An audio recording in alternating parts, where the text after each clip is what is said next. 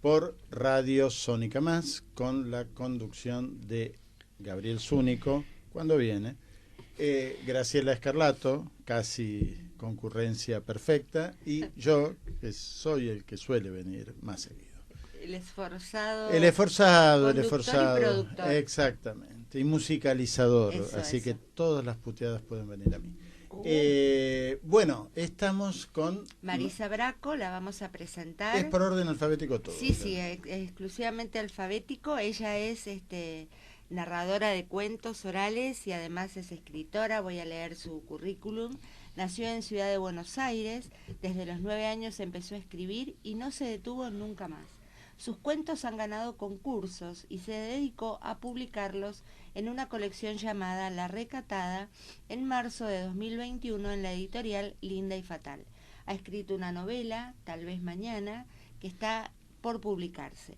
Cuentos desde hace 10 años, narradora oral desde hace 10 años. Ha participado en el Festival Internacional de Buga, Colombia, y lleva adelante espectáculos con sus 2 colegas, Inés Grimlam, aquí presente, y Estela Rodríguez. Actualmente escribe su segunda novela y piensa en su próximo libro de cuentos. Es socia de PEN y dicta talleres literarios. Bien. Bienvenida, Marisa. Muchas gracias. Un placer. Me toca a mí presentar a Inés Grimland. Sería tan lindo decir nació en Buenos Aires, pero no. Lo de Inés siempre es complicado. Dice Argentina naturalizada y si... Bueno, a ver, no sabía si dedicarte un guayno, boliviano, o música. Un cosachoc. Sí, exactamente. Una catiulla. Bueno. No, una catiulla no, por favor. No, últimamente no, ya no se usa. No.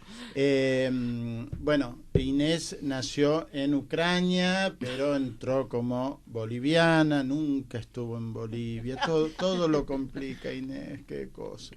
Es socióloga, actriz, directora de teatro, ese es mi celular, no es Inés.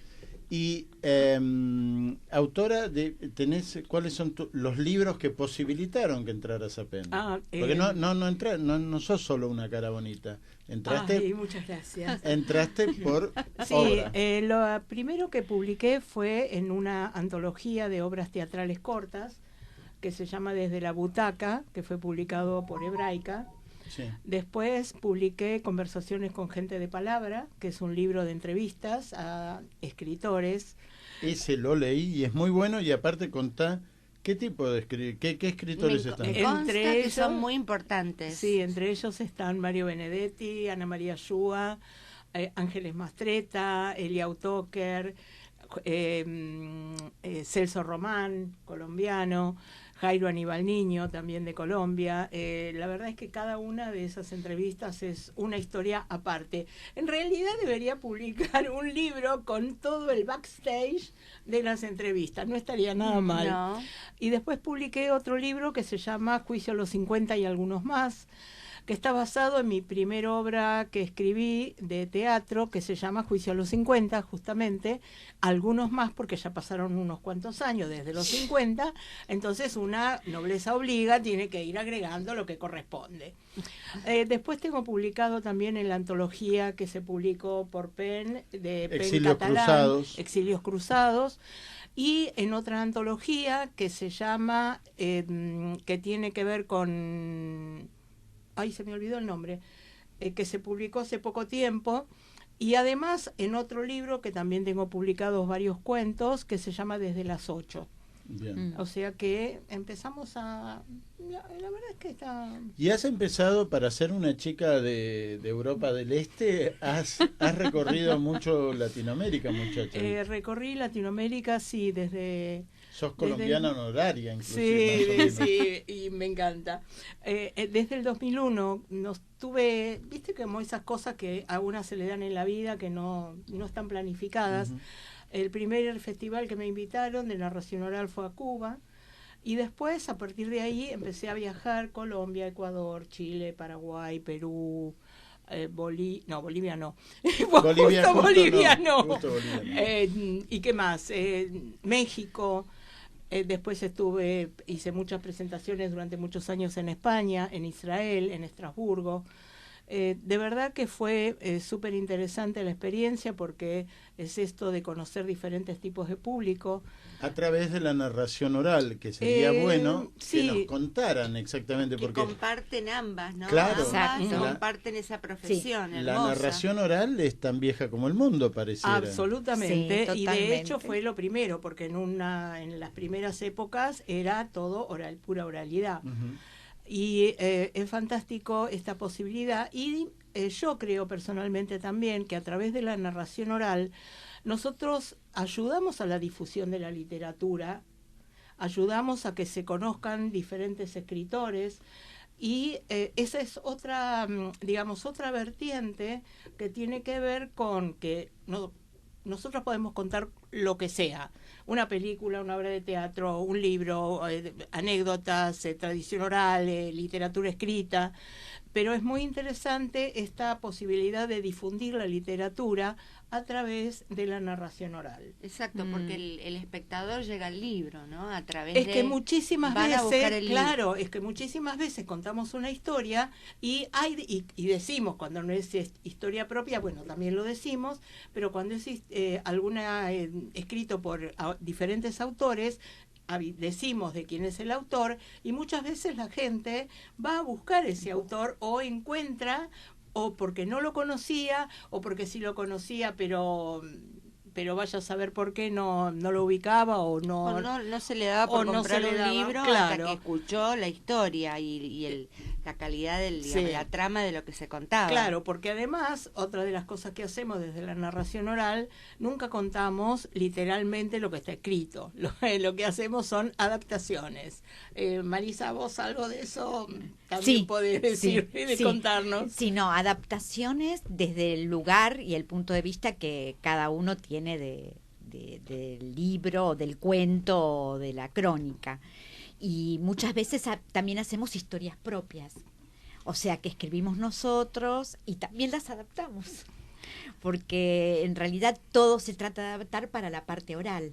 ¿Y qué cambia de lo escrito a lo oral? ¿Qué es lo que tienen que adaptar y que ustedes sienten que, bueno, no funciona en la oralidad?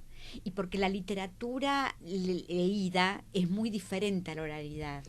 Entonces se llega con expresiones tal vez diferentes. La coloquialidad, claro, el lenguaje. Exacto. También hay que ver la extensión del cuento escrito, también la trama.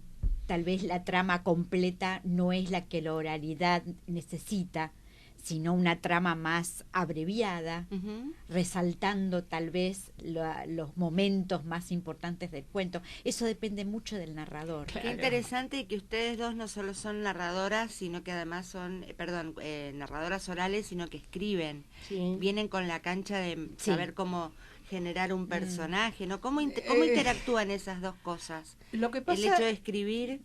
El ser escritor y el ser narrador oral. Yo cuando escribo como cuento. Ajá. O sea, prácticamente, salvo algunos cuentos que empecé a escribir desde no hace tanto tiempo, yo siempre escribía como contaba. O sea, en lenguaje coloquial. Entiendo. Porque una de las cuestiones que tenemos que adaptar es esto, justamente lo que decía Marisa, es el lenguaje coloquial. Tiene que ser un lenguaje accesible, que sea comprensible para toda la gente. El público. Y si utilizamos palabras que a lo mejor son un poco más rebuscadas o que no son tan comunes, generalmente hacemos una especie de traducción, entre comillas, de la palabra. Y también lo que contamos depende, como decía también Marisa, de cada narrador. Porque si yo acá les traigo un cuento a cada uno y hacemos y yo les digo, vamos a contar esta historia, van a aparecer 4 cuentos diferentes. Porque no es lo mismo lo que me interesa a mí que lo que le puede interesar a Marisa, a vos o a Gabriel. Exacto. Y eso justamente es la riqueza de todo esto que hacemos, porque las historias pasan, nos atraviesan. Marisa, y en tu caso, ¿cómo aunás esa experiencia de ser escritora, novelista y cuentista y narradora oral? En realidad yo empecé a través de la literatura, o sea, fue escrito lo mío, fue escrito. Y luego, bueno, por el aprendizaje acá con la profesora Inés Grimland, llegué a la oralidad y a la adaptación de los cuentos, que es difícil la adaptación. No es nada Pero el sencillo. feeling, el hecho de ser escritor, de tener la habilidad de generar y de inventar, supongo que debe ser mucho más fácil para alguien que escribe que para alguien que no, ¿o me equivoco? No quisiera decir te equivocás. Bien, bueno, ¿por qué no? ¿Por qué no? No, porque una cosa es lo escrito y otra cosa es lo oral. El hecho de que vos escribas muy bien no quiere decir que vayas a contar muy bien la historia. Claro, sí, hay algo de lo histriónico que Hay probablemente algo que es tiene seguro que del ver teatro. con cada uno, Mm. con el carisma, con la expresividad, porque uno no cuenta solamente con la voz, uno cuenta con la voz, la cara, el cuerpo, su propia historia. Y es muy diferente eso de estar frente a un público. Una vez estaba con una escritora, creo que fue con Ángeles Mastreta, que estábamos hablando del tema, y ella me decía que en líneas generales nunca sabe cuál es el resultado de lo que escribe porque no tiene la devolución que tenemos nosotros. Ella me decía, vos que sos narradora oral, vos ves al público, lo tenés enfrente, te dirigís, entonces sabés cuál es la reacción. Los que escribimos y no contamos oralmente, salvo que alguien venga y nos cuente o que aparezcan reportajes o todo lo que tenemos que hacer para difundir la obra, es muy difícil conocer la reacción del otro. Uh-huh. Claro, claro. Bueno, ¿y tienen espectáculos planeados para el futuro muy próximo? Sí, ¿Conjunto? sí. Nosotras siempre individual? tenemos Sí. espectáculos planeados. De hecho, este sábado voy a presentar en el Teatro Gargantúa algo diferente. Voy a estar con Walter Romero, que es cantante de tango, Y también un mandamos- querido socio de sí, PEN. también Le socio mandamos de PEN, un abrazo. y que además, no sé, No, que aparte también es como vos, porque tiene varias vidas. Walter Es Romero que- es un académico de literatura francesa. habla Pero- griego. Que es impresionante, la verdad que tiene una capacidad de acción y además canta tango. Y cantorreo. Y cantorreo Claro, tango queer. en sus ratos de ocio. Entonces, le dije, un día teníamos una fecha libre en el teatro y dije, mirá, ¿tenés ganas de que hagamos algo de esto? O sea, hace 4 meses ya. Sí, claro, como no, me encantaría. Bien, bueno, este sábado se da Teatro Gargantúa, 19 horas, por alternativa teatral. Pueden comprar las entradas o pueden comprarlas directamente en el teatro, y va a ser tango queer y cuentos. ¿Qué es Pero tango muy bien, queer, maravilloso. exactamente? Y aparte, el- perdón, para una persona que no viene de ese mundo, es muy interesante que lo que vas conociendo, Absolutamente. porque vos podés llegar a través de la narración oral a mundos que no te pertenecen, digamos. Sí, es que In- sí. incorporarlos. El tango queer es una especie de nueva corriente dentro del tango que desde el baile propicia que puedan bailar mujeres con mujeres, varones con varones. Es una cuestión de difuminar un poco la diferencia femenino-masculina. Ujú. Y lo mismo aparece desde el canto. Entonces es más, por ahí es más canyengue, es otra forma de cantar, es otra forma hasta de relacionarse con el público. Ujú. Y lo que yo voy a hacer es contar cuentos de tango, y en algún momento vamos a interactuar los dos. Así que creo, la verdad que va a ser una buena experiencia. Sumamente interesante y sí, atractivo. y es este sábado 27, Teatro Gargantúa, 19 horas. Uy, no le vamos a cobrar el chivo. Uy. No, Bueno, Tarde. me olvidé de decirle que es Jorge Newbery 3563, ya que Ah, estamos. Muy bien, muy bien. Bueno, y Marisa, me gustaría preguntarte algo con respecto a tu libro La Recatada. Sí. Tu libro de cuentos. Me parece muy atractivo, muy sugerente ese título. Habla de una cierta edad, ¿no? Nos remite un poco al pasado y tal vez no. Bueno, contame cómo es la génesis del libro La Recatada. a mí me queda claro una cosa, Marisa, no ¿Qué? está inspirado en la vida de Inés Grimland. No, Eso de la recatada, no es claro. exacto. Lo Justamente sospeché, no, lo Gabriel. sospeché. Bien.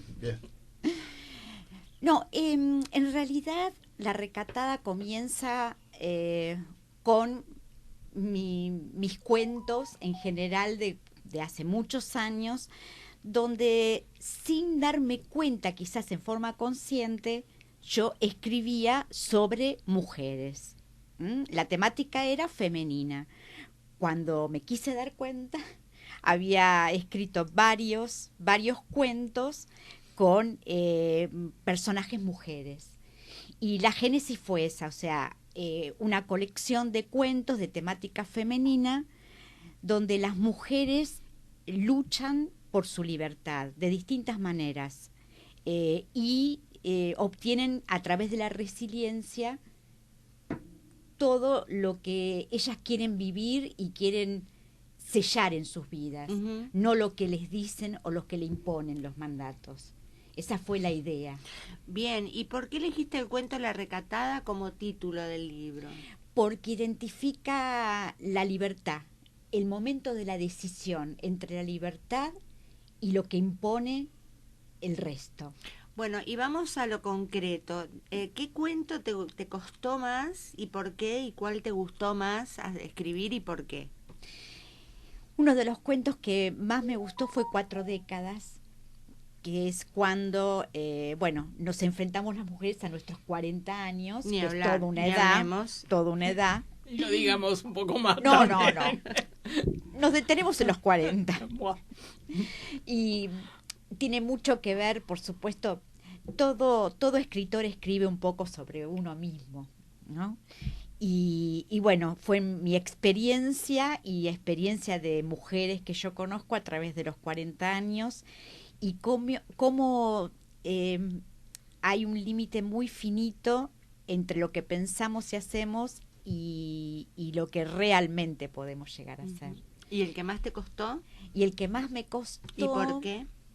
El que más me costó fue Un blues a lo lejos, porque su protagonista es una mujer que está en otra dimensión. Es una mujer que le pasan cosas, pero que esas cosas no atraviesan su cuerpo. Entonces tiene a alguien que se lo hace notar, se lo hace ver y le hace seguir adelante. ¿Y cuál fue la dificultad ahí, digamos, de la índole de la escritura para contar esa historia?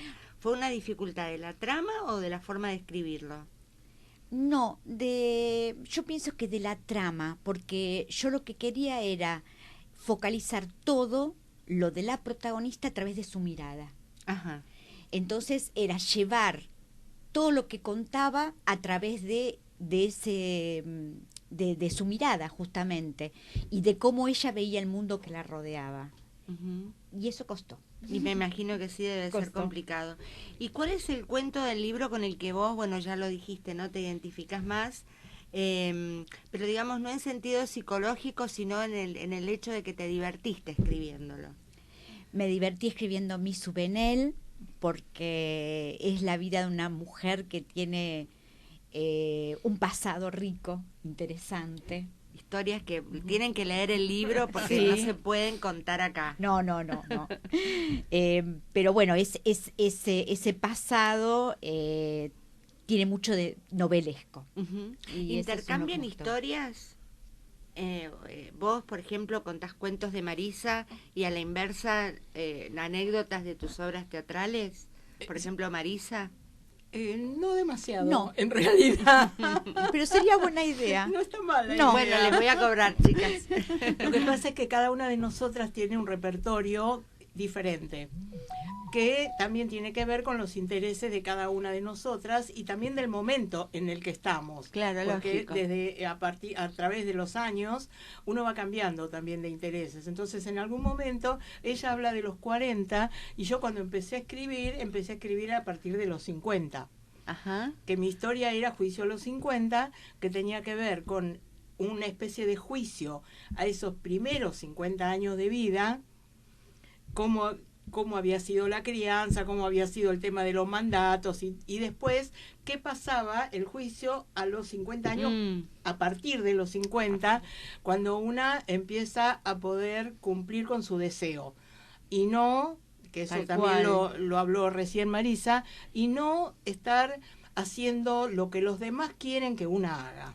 Sí, a veces ni siquiera lo quieren, lo esperan como si fuera parte de se naturaliza, ¿no? Sí, que la mujer debe ser de sí, determinada sí. manera. Lo mismo que si una mujer a partir de los 60 o de los 70 también se supone que hay determinadas cosas que no hace, Dios me libre, y hoy en día, por suerte, es muy diferente todo. Hay una película de Emma Thompson que no sé si todavía está en el cine, que habla un poco de eso, que la recomiendo. A mí me encanta ese tipo de tema y me encanta pelear en el sentido, bueno, a veces pelear en serio.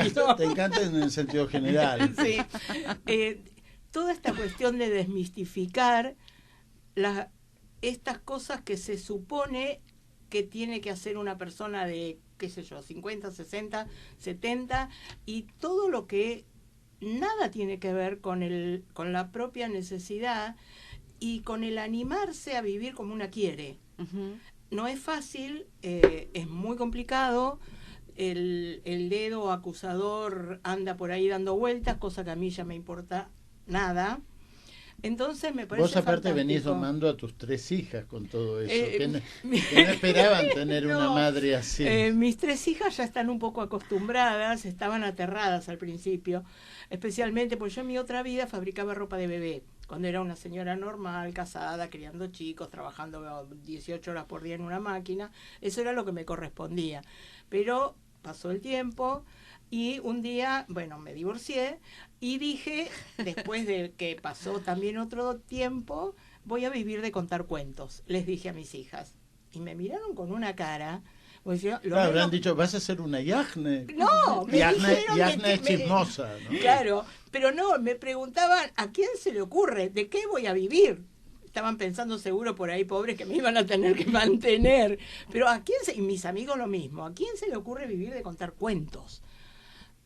¿Y cómo? Y has viajado por todo el mundo contando cuentos. ¿Tenés Y tiempo encima para una que más? pagaban. ¿Cómo empezaste? ¿Cómo fue tu relación con la narración oral? ¿Cómo fue que empezaste a aprender a contar cuentos? ¿Cómo empezaron? Pregunta ambas. Sí. Inés por orden de aparición en el cuento, sí. Bien. Yo empecé a meterme en el mundo de la narración oral después que me divorcié. En algún momento apareció una escuela que se llamaba Adeno, que era una tecnicatura en narración oral. Yo me había ido de mi casa, había ido a vivir, estaba un tiempo en la casa de una amiga y una mañana abro el diario y aparece Adeno. Me fijo de qué se trata y dije, bueno, algo tengo que hacer con mi vida, además de estar tirada por los rincones llorando y clavándome cuchillos, y empecé. Dejé al tiempo porque yo justo había terminado la carrera de sociología y era muchísima teoría en ese momento en la tecnicatura y a mí no me interesaba, yo quería contar. Y ahí fue que conocí a Gladys Lapides, que era una narradora que fue no solamente mi maestra de narración, sino mi maestra de vida. De verdad, una mujer impresionante, falleció ya, y con ella entré al mundo de la narración oral, muy de a poco, pero también muy rápidamente, porque forma parte de estas cosas que uno no planifica. Uh-huh. Vos empezás las mejores. Sí, es que es un camino que yo emprendí y tampoco nunca me había propuesto nada. O sea, yo empecé, qué sé yo, ¿qué puede pasar? Lo peor, me dedicaré de vuelta a fabricar ropa, cosa que no voy a hacer más en mi vida. Y así fue que de a poco empecé a meterme. Mi primera presentación casi fue mi debut y despedida, se las hago muy cortitas porque si no tenía que contar en una contada de 8 que estaban de moda en ese momento, te hablo hace 20 años atrás, y cuando me tocó el turno a mí, me senté, me apoyé en una banqueta, puse mi mejor cara, la que se salía, empecé a contar y se me borró todo. Claro. Blanco, pero blanco, así. Se me empezaron a caer las lágrimas, me puse colorada como un tomate, dije, me perdonan, pero no puedo seguir. Y me fui. Y yo dije, del anonimato al desprestigio en un solo paso. Marisa, ¿y en tu caso cómo fue la cosa? Bueno, lo mío fue más hollywoodense. A ver. Porque fui mirando una película, justamente americana, donde la protagonista contaba cuentos a un grupo de chicos, de nenes. ¿Qué película ya estamos, verdad? tienes un email Ah, sí. donde ella tenía una librería Sí. y contaba No, es cuentos. tan dulce esa es muy película. dulce. A los chicos, porque era una librería para niños. Y dije, esto es lo que quiero hacer. Y empecé a buscar en las redes. ¿Ya escribías cuentos? Sí, ya desde la desde literatura siempre. es anterior. Sí. Bien.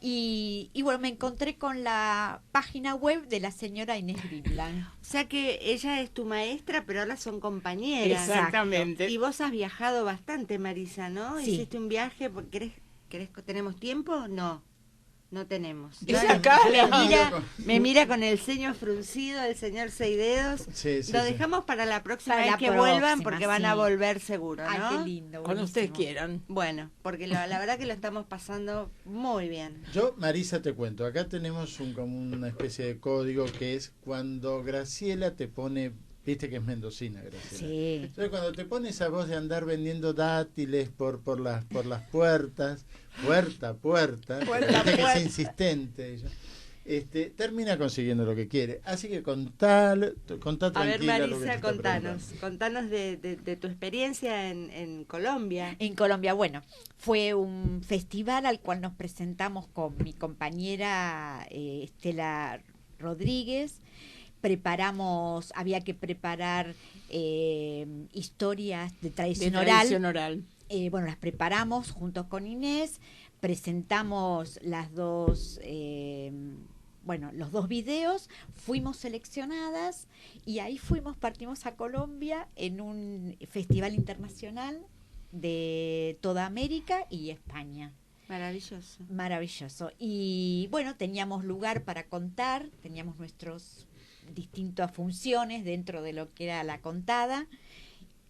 En 2 días se repartió y aparte lo más lindo fue que interactuamos contando en colegios, teatros muy chiquitos. A chicos y a personas que no chicas, compartían exacto. el castellano, digamos, del Río de la Plata, ¿no? Exacto, que a Y los así colombianos todo les fue gusta genial. tanto. Les gusta tanto nuestro acento, dicen. Ajá. A nosotros nos gusta el acento de los Sí. colombianos. Y fue una experiencia maravillosa. ¿Que se va a repetir pronto? En realidad siempre es una vez que podés ir a Buga. Ah, bien. Nada más. Pero bueno, se puede repetir en otros Colombia es festivales. grande, Colombia, Marisa. por supuesto. Bueno, Muy bien, muy interesante todo lo que aprendimos hoy. Y bueno, Son y además, 2 maestras. y bueno, espectáculo en puerta, novela en puerta, hay buenas noticias también para el futuro. para el futuro. Pero el futuro es escuchar una bellísima canción que le escribió Félix Luna a su novia en ese momento y cantada por Rally Barrio Nuevo, y es Samba de Usted.